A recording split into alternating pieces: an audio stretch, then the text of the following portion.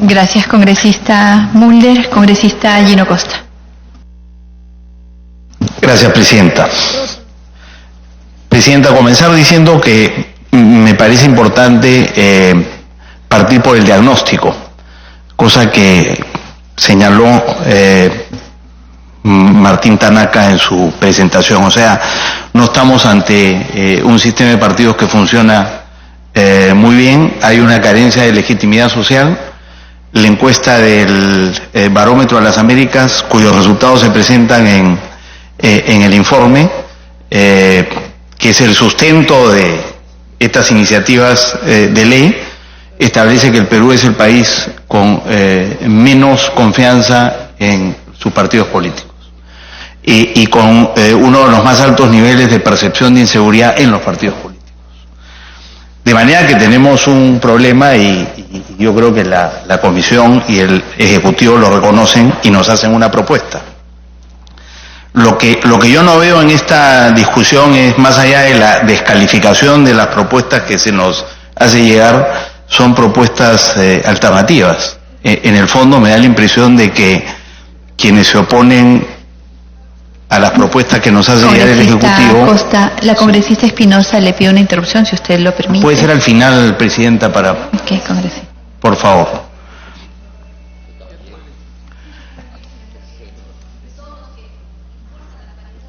Entonces... ¿Qué tiene que ver con la paridad? Congresistas, evitamos por favor el diálogo. Congresista Costa, para que continúe, por favor. Si insiste la colega, adelante. No tengo ni un minuto hablando y le están interrumpiendo. Congresista Espinosa. Continúe, congresista Costa.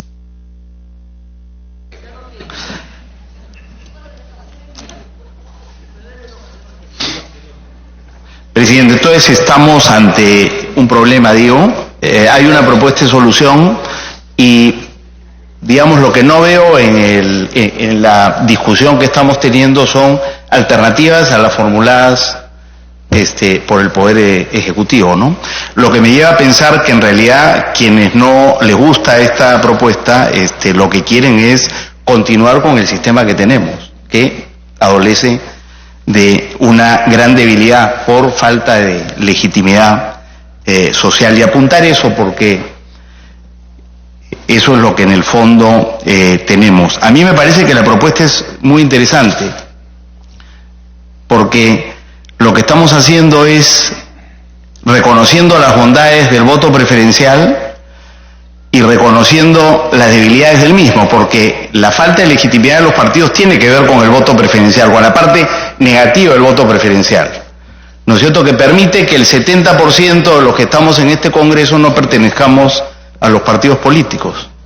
Y esto se pretende revertir adelantando el voto preferencial a las primarias, para que los partidos puedan ir a las elecciones generales, ¿no es cierto?, unificados alrededor de los principios, la doctrina y la propuesta de plan de gobierno de los mismos, a diferencia de lo que ocurre hoy día, donde los candidatos al Congreso están discutiendo no solo con sus contendores de otras bancadas, sino con los propios colegas que van en la lista al Congreso. O sea que yo sí creo, me parece que esa es la primera razón por la cual la propuesta tiene como propósito fortalecer los partidos, porque impide que los partidos vayan a las elecciones con el voto preferencial en las elecciones generales, pero reconociendo sus virtudes, ¿no es cierto?, y llevan ese voto preferencial a estas primarias.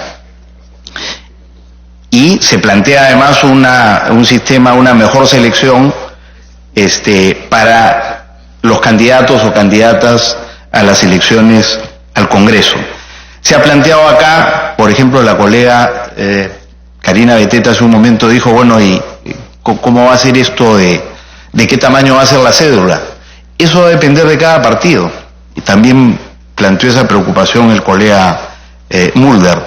O sea, la propuesta está dejando en manos de los partidos determinar si para una circunscripción de 5 candidatos, el partido presenta 5 candidatos o si presenta 15. y es el elector, el ciudadano en esa elección primaria la que decide cuál de esos 15 entra en la lista y en qué orden.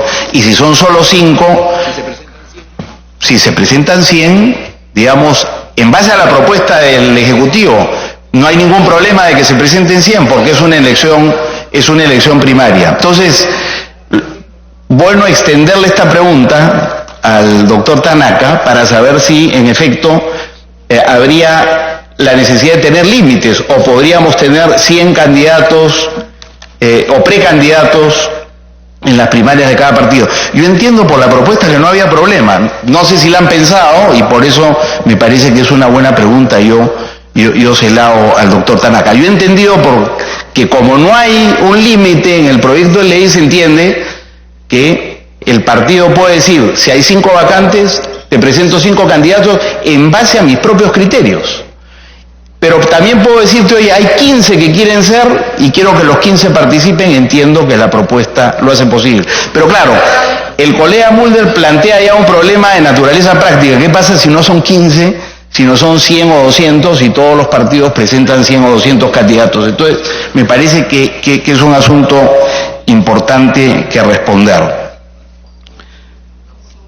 Entonces, es una propuesta, me parece interesante porque en realidad la propuesta no es importada, como se ha dicho, ¿no? O inventada en un escritorio, sino es, oye, si tenemos el voto preferencial con sus virtudes y defectos, ¿cómo le sacamos el mejor provecho para evitar sus aspectos negativos y los mantenemos en la legislación vigente? Y la manera de mantenerlos es en estas primarias.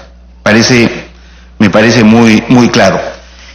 Acostumbrados además nosotros a que el ejercicio del voto preferencial que estamos manteniendo es un ejercicio de voto preferencial que no se limita a los afiliados, sino que es un ejercicio que hace la ciudadanía en las elecciones generales. Eso mismo explica por qué la propuesta de primarias simultáneas organizadas por la OMPE son además abiertas, porque es así como hemos venido ejerciendo el voto preferencial y en la medida en que tiene, digamos, importantes virtudes, esas virtudes hay que mantenerlas.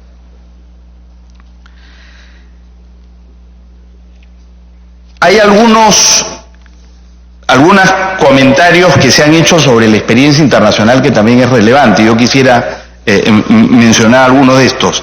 En el caso de Argentina, creo que los dos principales cuestionamientos son que en la práctica lo que está ocurriendo es que los partidos presentan listas únicas y eso significa que uno va a votar y no tiene otra cosa que escoger que la lista que el partido ya convino o consensuó. Y eso a lo mejor es positivo porque obliga a acuerdos internos, pero en términos del ejercicio del poder del ciudadano, eso digamos, desde ese punto de vista es un fracaso. Entonces, la pregunta, yo creo que usted ya la respondió, el doctor Tanaka la respondió porque dijo, oye, la propuesta que estamos haciendo para Perú no es la misma, no pueden haber listas cerradas.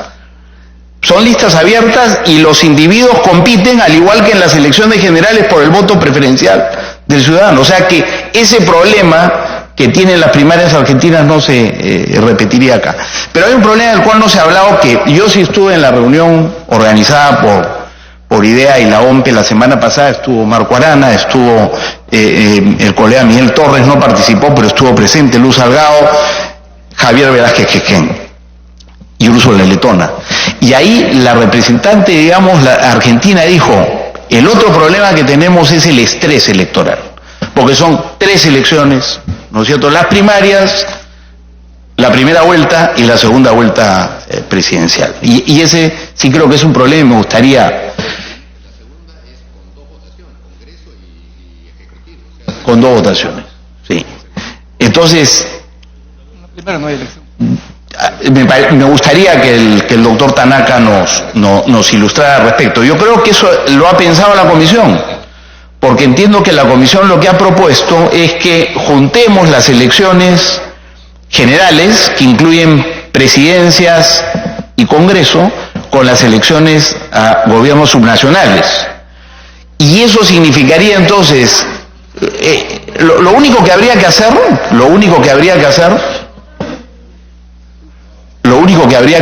para eso es que el periodo de los gobiernos subnacionales se amplía a 5 años, entonces tener 5 años y hacer que el 28 de julio, el 8 de abril o el 10 de abril, sean las elecciones para gobiernos regionales y gobiernos municipales. Es verdad que ahí tendríamos nuevamente un problema práctico. Habría una cédula del tamaño como para que los electores puedan votar en todas esas elecciones en un solo día, pero eso permitiría responder al problema del estrés electoral, es decir, de tener muchas votaciones. Ahí tú concentrarías octubre las primarias, abril la primera vuelta y digamos mayo, junio la segunda vuelta. O sea, ese año sería de mucha actividad electoral, pero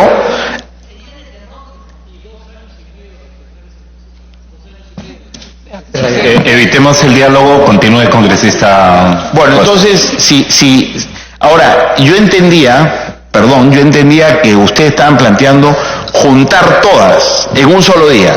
No, entonces serían dos procesos electorales, las elecciones generales y a mitad de periodo las elecciones a los gobiernos subnacionales. Ambas por un periodo de 5 años para que sea, digamos, dos veces cada 5 años. Incluyendo las internas. Ahora, la pregunta es la siguiente: ¿no podríamos hacer que todas coincidan en un solo día, o eso, digamos, en un solo periodo, o eso generaría ya ahí sí una congestión, digamos, de tipo electoral? Pero la pregunta está hecha porque el peligro del estrés electoral, de tener muchas elecciones, sí puede llegar al desgaste, ¿no es cierto?, del sistema. Y a ver, le doy la interrupción a mi colega Marisol Espinosa y a la colega Beteta. Interrupción, congresista Espinosa. El congresista Meléndez le va a dar la interrupción. Congresista Beteta. Gracias, presidenta. Gracias, congresista. Sí, lo que iba, la propuesta que pueda hacer las elecciones nacionales y regionales sería terrible, no solamente por la cédula. Recordemos que también ahí tienen que participar los personeros legales, los personeros de mesa. Entonces esto ya no hay forma de cómo llevar a cabo en la misma fecha las elecciones regionales, municipales con las nacionales. Eso creo tendríamos que descartarlo de plano porque no habría razón, sería injustificable convocarlos en una misma fecha. Gracias, congresista Gino, gracias. Termine, congresista Costa. ¿O ya terminó? No, termine, por favor. No sé si la presidenta, y el otro comentario es en relación con Uruguay. O sea, en Argentina los cuestionamientos son lista única y el estrés electoral. Y en relación con Uruguay en Uruguay las elecciones primarias son voluntarias, a pesar de que las elecciones generales son obligatorias. Entonces, la pregunta es por qué no las hacemos voluntarias acá. Y me parece que es una consideración importante, es uno de los temas a discutir. Y me interesa que el doctor Tanaka dé una opinión al respecto. De lo que pudimos discutir la otra noche en este evento, lo que dijo el representante de Uruguay es que, claro, Uruguay tiene la ventaja de contar con partidos históricos muy sólidos y con una cultura cívica y democrática muy antigua que no tenemos nosotros. El argumento que dio es: empezamos la primera primaria en 56 y estamos en 37 y la tendencia es a la baja. Pero esto fue antes del resultado electoral del domingo, y el domingo volvió a subir a 40%. O sea, 40% en una elección voluntaria yo creo que es una buena participación ciudadana. Claro, nosotros con voto obligatorio tenemos arriba del 80%. Mejor todavía, pero claro, es obligatorio.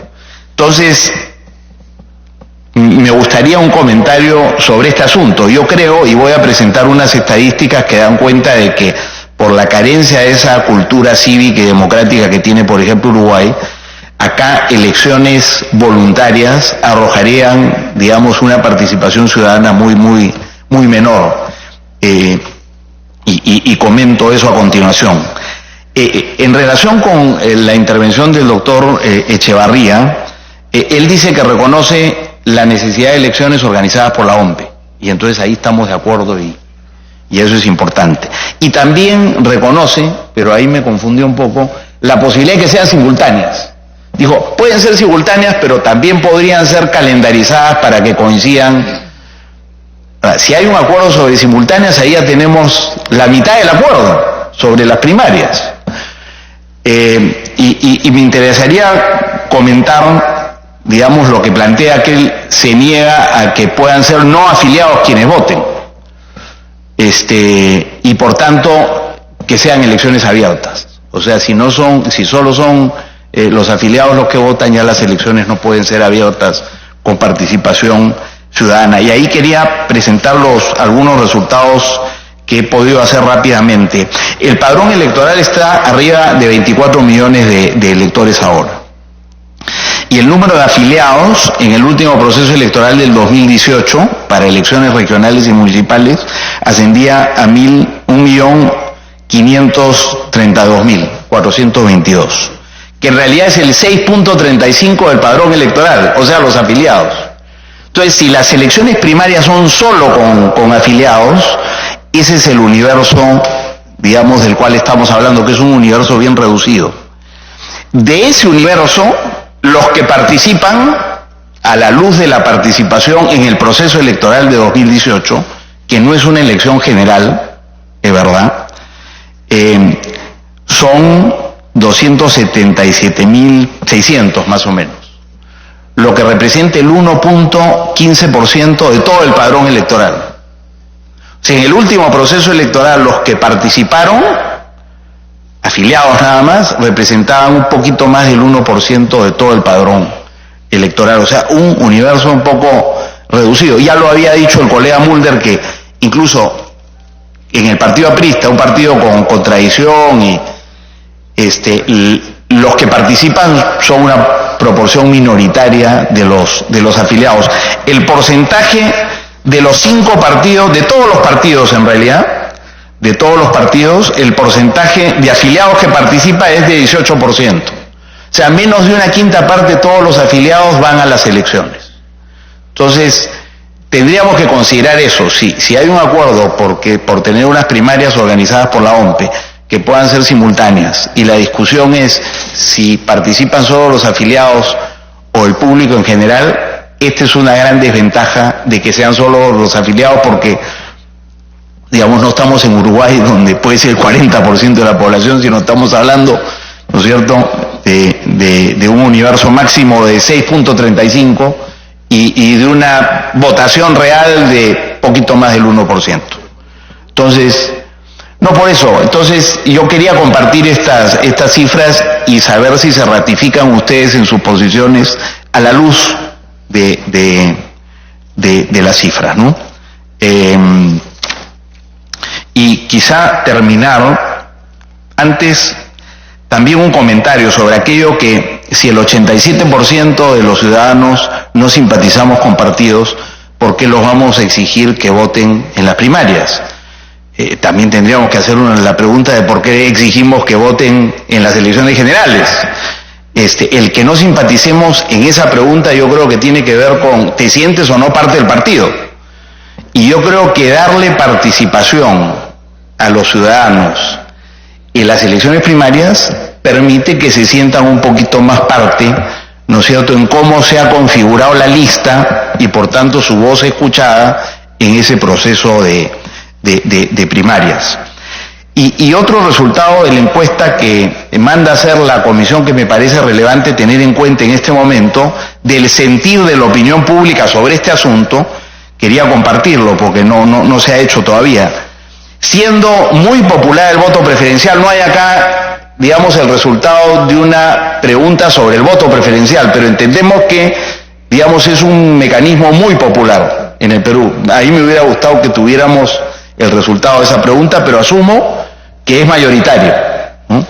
Pero sin embargo se pregunta, si los partidos políticos eligieran a sus candidatos mediante procesos democráticos y abiertos a la ciudadanía, ¿usted estaría de acuerdo o en desacuerdo con eliminar el voto preferencial para el Congreso? Y es interesante que ahí hay una opinión mayoritaria a favor de hacerlo en esas condiciones. Es un 50...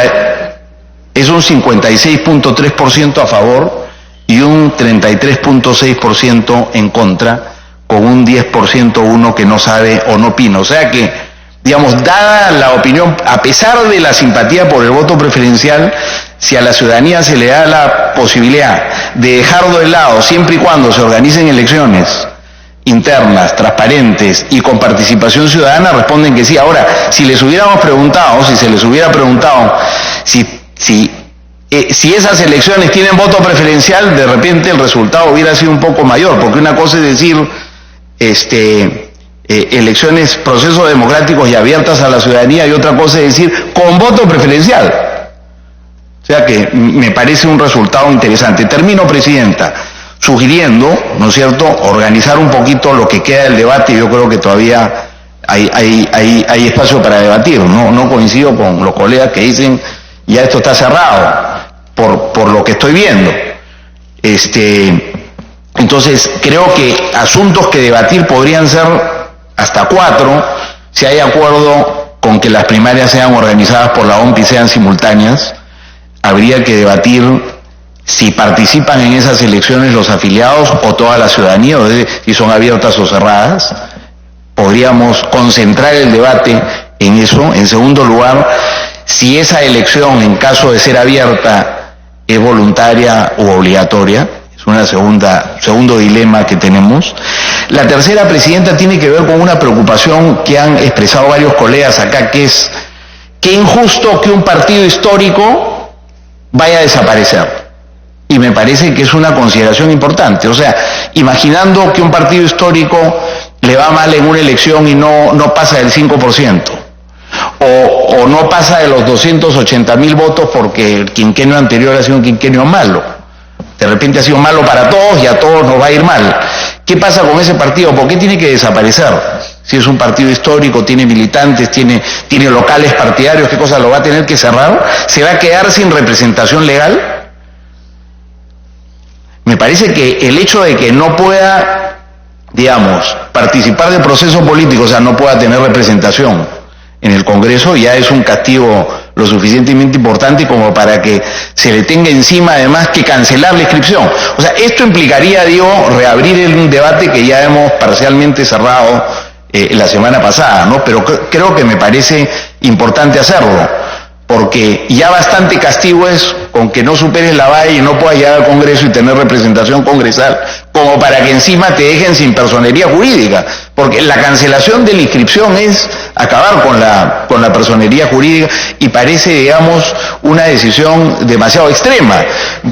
Igual en el próximo proceso electoral tendrá que tener la firma de afiliados y superar la valla en las primarias y después en la elección general superar el 5% o lo que fuera en las elecciones también regionales.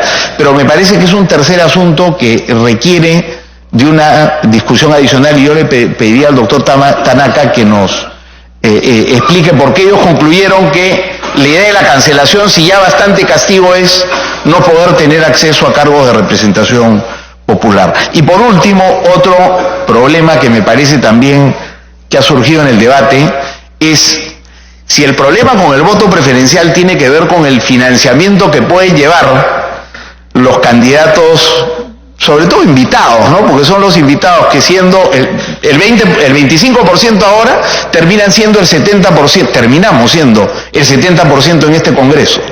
En buena medida se sostiene porque tienen acceso a fuentes de recursos que no tiene el resto de candidatos del partido. No sé si será exacta esa aproximación, pero algo de eso hay. Entonces la pregunta es, se ha dicho, lo ha dicho Echevarría, vamos a llevar a las primarias un problema que tenemos ya en las elecciones generales. ¿Por qué? Porque en las primarias igual se va a gastar mucho dinero y se ha planteado si, digamos, va a haber, por ejemplo, acceso a radio y televisión. Yo entendía, Presidenta, que el acceso a radio y televisión era para los candidatos presidenciales, o sea, con financiamiento público, para los candidatos presidenciales. Entonces, si es así, en realidad, los candidatos a la primaria o los candidatos al Congreso en las elecciones generales tampoco tendrán acceso a financiamiento público y, por tanto, no tendrán acceso a radio y televisión, y las primarias entonces tendrán, las primarias y las elecciones generales para los candidatos que no son presidenciales serán en la calle. Esa es una posibilidad, pero creo que ese es un asunto que es un cuestionamiento válido que aclarar, porque si en efecto lo único que vamos a hacer es adelantar para las primarias esta disputa de quién tiene más dinero, entonces vamos a estar cambiando mocos por babas. Entonces me gustaría también Muchas gracias, Presidenta. Gracias, congresista Costa. Congresista Meléndez.